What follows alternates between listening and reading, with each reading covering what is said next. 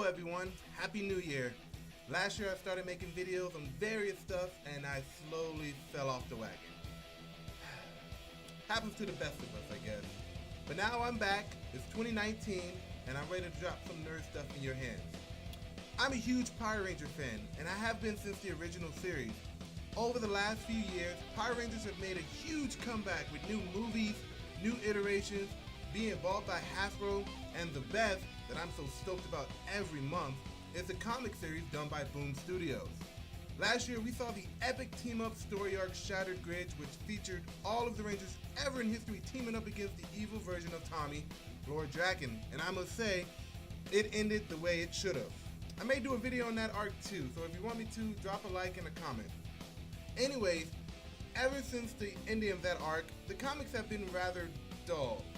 But I'm not here to talk about the main series, I'm here to talk about the prequel series, Go Go Power Rangers, which started at the end of 2017. We all thought this series was just going to be a game of catch up to the main series.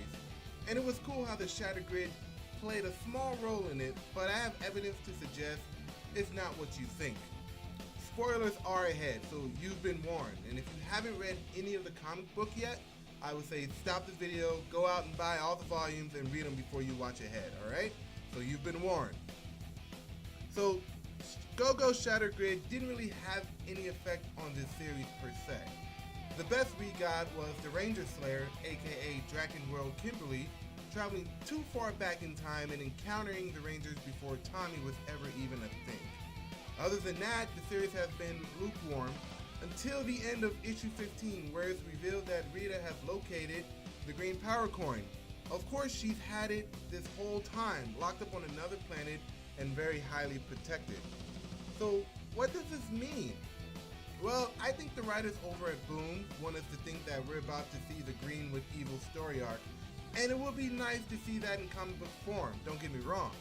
But being a writer myself, I am a fan of misdirection because that's what makes the story even more satisfying for readers.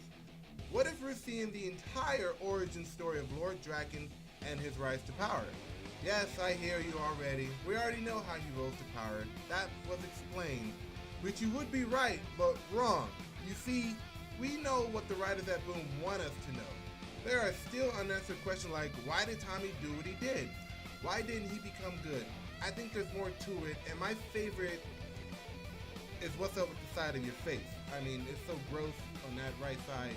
I don't really know what's going on there, but I would really like to know what happened.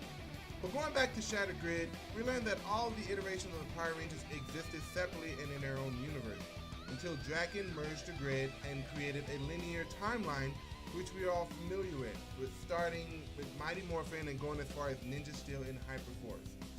But here's where everything sort of collides. What if Go-Go Power Rangers existed in its own universe before Drakkon created the timeline? What if this universe was the Drakkon World's universe before it even became Drakkon's World? So let me explain, and there's one huge trait that really just decides everything, and that is the obvious thing that happened recently, the Jason and Trini romance. Okay, this one is obvious and it blindsided us all. Yes, in the Go-Go series, it's official, Jason and Trini are an item. Something none of us saw coming, and we wouldn't have been if the main series doesn't even have a reference to this at all. I mean, this is a huge deal among Ranger fans, and the main series doesn't even tailor to the idea that Jason and Trini were ever anything. I always thought it would be Billy and Trini considering how much they spend time together. Now, of course, it's too soon to tell. Maybe something happened to their relationship where they agreed never to speak of it, but if so, that would totally mess up the dynamic of the team, and we see in Mighty Morphin that they operate just fine. Well, what about Drakkon World Trini? Well, yeah, she could have said that Jason and she were an item, and she's heartbroken that Jason is, well, dead. But I don't think the writers would go that far to indicate that. Another reason why I think Drakkon is coming back is because Drakkon was well received as a character. Yes, we all love Drakkon, even as the deranged psychotic as he is, we all love him. I mean, look at that badass suit. Just like the infamous Thanos snap got rid of half the Avengers, Marvel wouldn't let their most beloved characters be left in the dust. Same with Drakkon. Boom Studios made a boatload of cash with this character alone, and it would be stupid of them just to toss him out. I, for one, would love to see Lord Drakkon make a comeback, even though he's dead in the present. And it would all lead up to Tommy and Billy getting sucked into Drakkon's world, and thus the time loop would be complete. Plus, I'm interested in knowing the whole story, if there is one. Of course, this is just my pieces of evidence. I'm sure there are tons more where that came from, and plus, we don't have a clue what happened during the reset of everything at the end of Shattered Grid. I'm sure fans, like myself, are itching to see what Jason and the others actually reset. But we won't know until later this year, I'm hoping. But I tell you what, when I get another theory going on in the subject, you'll be the first to know it. So please like and subscribe for more nerd stuff content, and I'll see you all next time.